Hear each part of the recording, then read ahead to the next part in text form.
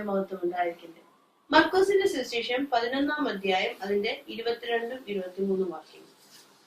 യേശു അവരോട് ഉത്തരം പറഞ്ഞത്, ദൈവത്തിൽ വിശ്വാസമുള്ളവരായിരിക്കും. ആരെങ്കിലും തന്റെ ഹൃദയത്തിൽ സംശയിക്കാതെ താൻ പറയുന്നത് സംഭവിക്കും എന്ന് വിശ്വസിച്ചുകൊണ്ട് ഈ മലയോട് നീ നീങ്ങി കടലിൽ ചാടിപ്പോക എന്ന് പറഞ്ഞാൽ അവൻ പറഞ്ഞതുപോലെ സംഭവിക്കും എന്ന് ഞാൻ സത്യമായിട്ട് നിങ്ങളോട് പറയുന്നു.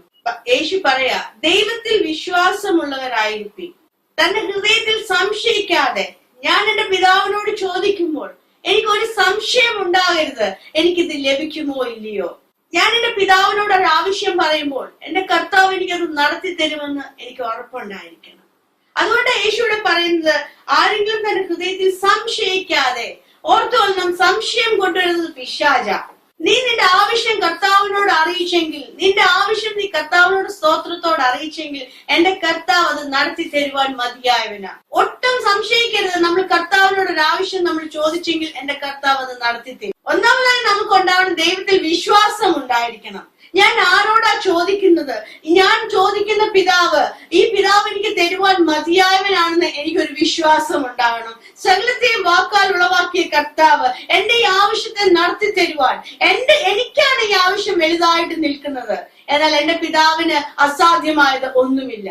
നിന്റെ ജീവിതത്തിൽ നിനക്കൊരു വിടുതലായിരിക്കാം, നിനക്ക് സാമ്പത്തികമായ ഒരു വിടുതലായിരിക്കാം, അല്ലെങ്കിൽ നിന്റെ രോഗത്തിന്റെ വിടുതലായിരിക്കാം, നിന്റെ കുടുംബജീവിതത്തിൽ ഒരു വിടുതലായിരിക്കാം, അല്ലെങ്കിൽ നിന്റെ ജീവിതത്തിൽ ഏത് അവസ്ഥയിലാണോ എവിടെയാണോ നിനക്ക് വിടുതൽ വേണ്ടത്, അത് നിനക്ക് മുമ്പിൽ ഒരു മല പോലെ നിൽക്കുകയാണ്. എന്നാൽ നീ വിശ്വസിക്കണം. ഇന്ന് ഈ നിമിഷം നിങ്ങൾ അത് വിശ്വസിക്കുക. ഞാൻ എന്റെ പിതാവിന്റെ കയ്യിൽ അത് കൊടുത്തെങ്കിൽ, എന്റെ പിതാവിന്റെ കരുത്തിൽ എന്റെ ആവശ്യത്തെ ഞാൻ കൊടുത്തെങ്കിൽ എന്റെ ഹൃദയത്തിൽ അല്പം പോലും സംശയം ഉണ്ടാകാൻ പാടില്ല, ഇതെനിക്ക് ലഭിക്കുമോ ഇല്ലയോ എന്ന്. അതാ യേശു പറഞ്ഞത്, തന്റെ ഹൃദയത്തിൽ സംശയിക്കാതെ താൻ പറയുന്നത് പോലെ സംഭവിക്കുമെന്ന്. നിന്റെ വിശ്വാസം നീ പറയണം. നീ എന്ത് ആഗ്രഹിക്കുന്നോ നീ അത് വായും കൊണ്ട് പറയണം. നിനക്ക് സാമ്പത്തികമായ ഒരു വിടുതലാണ് ആവശ്യം, നീ അത് നിന്റെ വായ കൊണ്ട് പറയണം. എന്റെ ദൈവത്താൽ അസാധ്യമായത് ഒന്നുമില്ല, എനിക്ക് സാമ്പത്തികമായ വിടുതൽ നൽകുവാൻ. നിന്റെ ഹൃദയത്തിൽ നീ വിശ്വസിക്കുന്നു, അത് നീ വായ കൊണ്ട് പറയണം. എന്റെ കർത്താവ് മതിയായവനാ എനിക്കിത് നടത്തി തരുവാൻ. നിന്റെ രോഗത്തോട് പറയണം, എന്റെ യേശുവിന്റെ അടിപ്പിണരാൽ എനിക്ക് സൗഖ്യം തന്നതിനായി സ്തോത്രം. നീ വിശ്വസിക്കണം, എന്റെ കർത്താവ് നടത്തി തരുമെന്ന്.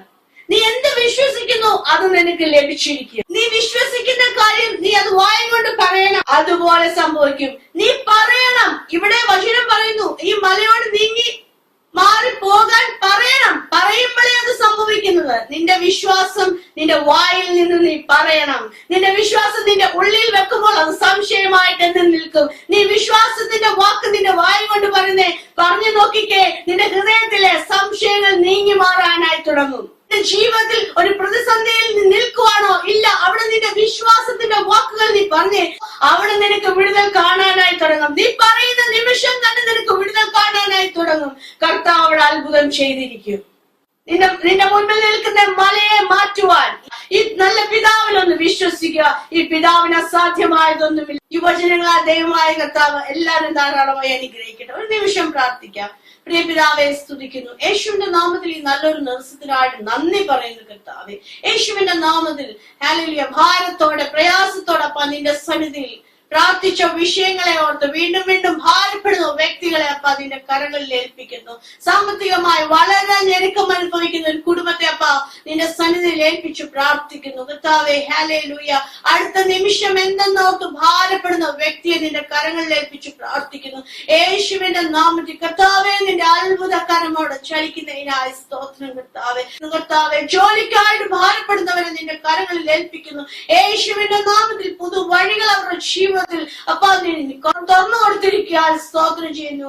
ഹല്ലേലൂയ, കുടുംബത്തിൽ സമാധാനമില്ലാതെ ഹല്ലേലൂയ, ഹസ്ബൻഡ് വൈഫ് കലഹം യേശുവിന്റെ നാമത്തിൽ കർത്താവേ, എല്ലാ കലഹങ്ങളും നീങ്ങി മാറട്ടെ കർത്താവേ. ആ ഭവനങ്ങളുടെ മേൽ ദൈവിക സമാധാനം വ്യാപരിക്കട്ടെ കർത്താവേ. അപ്പന്റെ കരങ്ങളിൽ പൂർണ്ണമായിട്ട് ഏൽപ്പിക്കുന്നു നാഥ.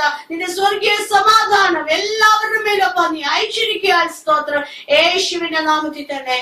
ആമേൻ.